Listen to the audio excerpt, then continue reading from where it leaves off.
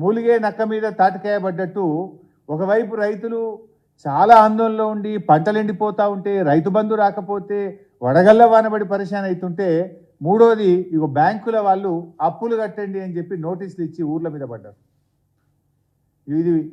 ఇది ఎక్కడ అంటే సంగారెడ్డి జిల్లా రేగోడు మండలంలో ఏపీజీవీబీ బ్యాంకు రేగోడు, కోత్వాన్పల్లి, వెంకటాపూరు, మర్పల్లి, చౌదర్పల్లి తదితర గ్రామాల్లోకి వెళ్ళి అప్పులు కట్టరా మిమ్మల్ని కోర్టులో కేసులు పెడతాం అని చెప్పి లీగల్ నోటీసులు ఇచ్చారు.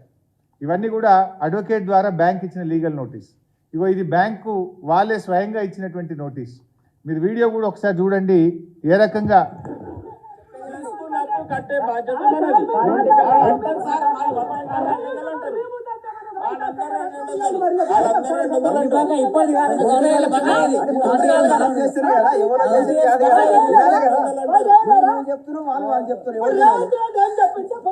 నాకు రేవంత్ రెడ్డి సంబంధం లేదు. అప్పు తీసుకుంటారు అదే సంబంధం నాకు. నాకు రేవంత్ రెడ్డి చెప్పిండు, నరేంద్ర మోడీ చెప్పిండు, నాకు సంబంధం లేదు. వాళ్ళు ఏదైనా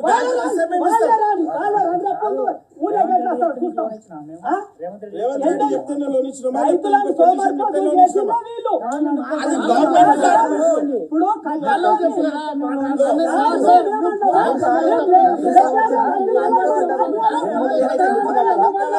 అప్పుడేమో ఇప్పుడేమో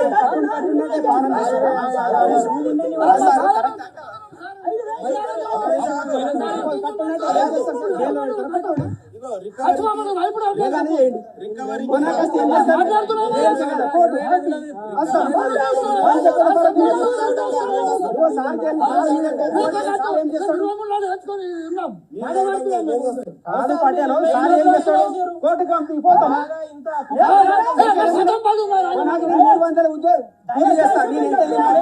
మిగిలింది కోర్టు కట్టించుకుంటాం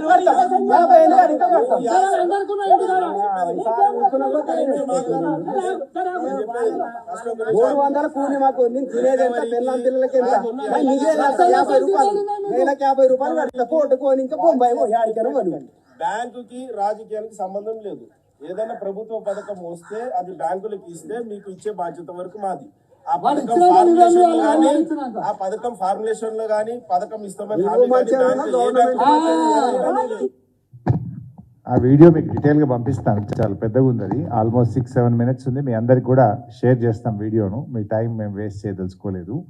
అంటే బేసికల్లీ ఒకవైపు రైతులు ఈ ప్రభుత్వం యొక్క వైఫల్యం వల్ల రైతు బంధు రాక, నీళ్లు రాక, కరెంటు రాక, పంటలు ఎండిపోయి ఆందోళనలో ఉంటే, ఒకవైపు బ్యాంక్ అధికారులు పోయి మీరు పంట రుణాలు కడతారా లేదా అని లీగల్ నోటీసులు ఇచ్చి గ్రామాల మీద పోయి పడతా ఉన్నారు.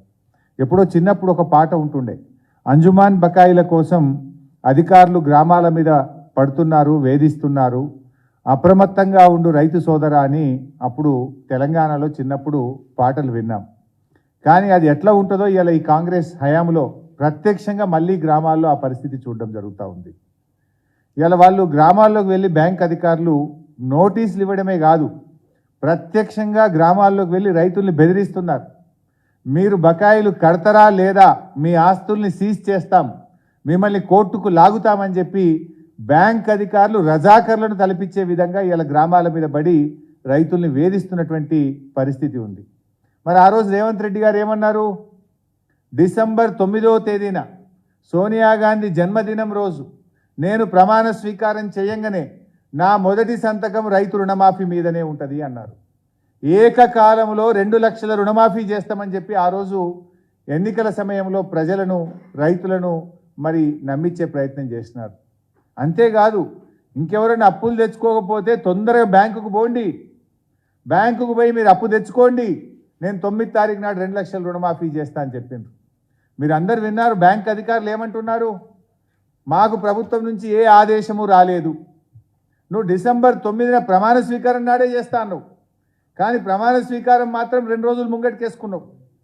9వ తారీఖు బదులు 7వ తారీఖే ప్రమాణ స్వీకారం చేసినావు. 100 రోజులు దాటింది, దాదాపు 4 నెలలు కావచ్చింది. ఇప్పటికీ రుణమాఫీ మీద మీ ప్రభుత్వం ఏ నిర్ణయం తీసుకోలేదు, మీరు బ్యాంకులకు ఎటువంటి డైరెక్షన్ ఇవ్వలేదు. అందుకే ఇలా బ్యాంక్ అధికారులు పోయి ఇవాళ ఊర్ల మీద పడి రైతుల్ని భయభ్రాంతులకు గురి చేస్తూ ఉన్నారు, రైతుల్ని బెదిరిస్తున్నటువంటి పరిస్థితి ఉన్నది. అంటే ఇవాళ రేవంత్ రెడ్డి గారి ప్రభుత్వం రైతుల్ని దగా చేసింది, మోసం చేసింది. ఈ కాంగ్రెస్ పార్టీ రైతులకు మొండి చేయి చూపింది.